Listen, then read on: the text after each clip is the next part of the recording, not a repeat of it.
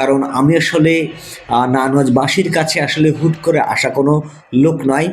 এই নারায়ণগঞ্জের metro rail কিংবা নগরের ফুটপাত কিংবা বহু নাগরিক অসুবিধা, সমস্যা সমস্যা এগুলি নিয়ে কথা বলা, ফাইট করা লোকদের মধ্যে আমি একজন। এই আমি তরিকুল সুজন এই দীর্ঘ সময় ধরে নারায়ণগঞ্জের প্রত্যেকটি গণতান্ত্রিক আন্দোলনে ছিলাম এবং নারায়ণগঞ্জের মানুষের অধিকার রক্ষার জন্য হামলা মামলা সহ সমস্ত সমস্ত এইটা হচ্ছে হামলা মামলা সহ বহু অত্যাচারের শিকার হয়েছি। আমি বলছি না যে আমি যেহেতু অত্যাচারের মুখোমুখি হয়েছি সেই কারণে আমাকে ভোট দিন। আমি পরিষ্কারভাবে বলবো আমি এই নগরের বাকি সমস্ত নাগরিকদের মতো আমি একজন ভুক্তভোগী।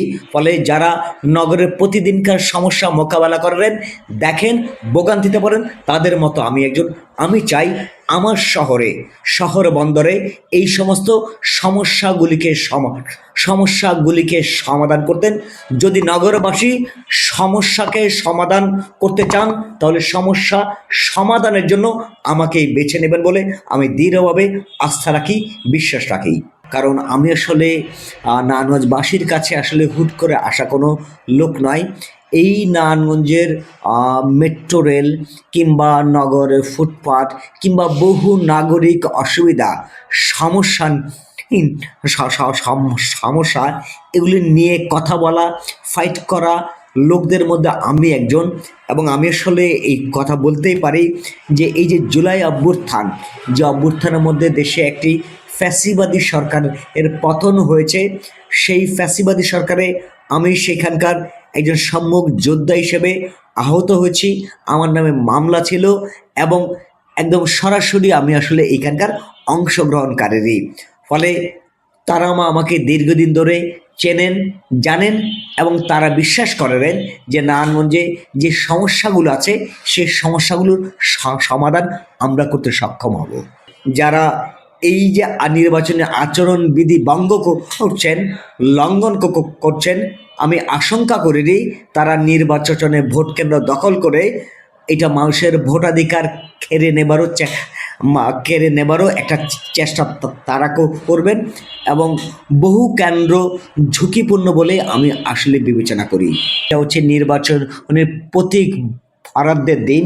সেদিন আমরা আসলে দেখতে পেয়েছি এখানে যে পরিবেশটা থাকবার কথা ছিল, নির্বাচন কমিশন কিংবা রিটার্নিং অফিসার সেই পরিবেশ রাখতে ব্যর্থ হয়েছে। বহু প্রার্থী নির্বাচনী আচরণবিধি ভেঙে সেইটা হচ্ছে প্রতীক নেবার জন্য এসেছেন এবং বিশৃঙ্খলা ঘটিয়েছেন।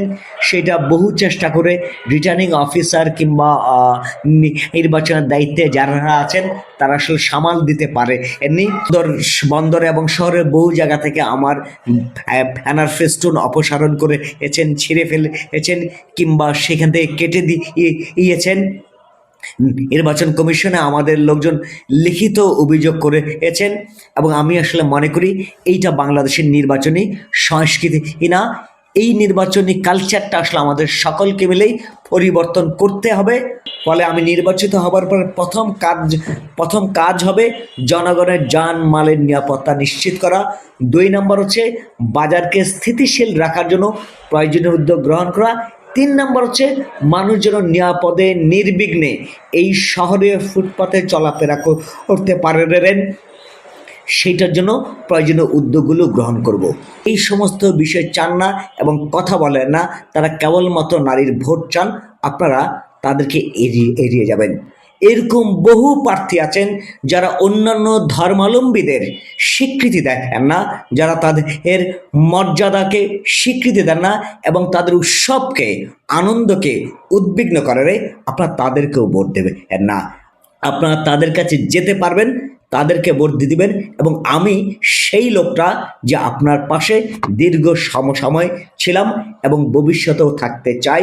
এবং আমি আশা রাখবো আগামী 12 তারিখ আপনারা ভোট কেন্দ্রে যাবেন এবং আমার মার্কা মাথাল মার্কায় ভোট দিবেন। শহর এবং বন্দরের নিপীড়িত, দীর্ঘদিন সমস্যায় জর্জরিত থাকা মানুষজন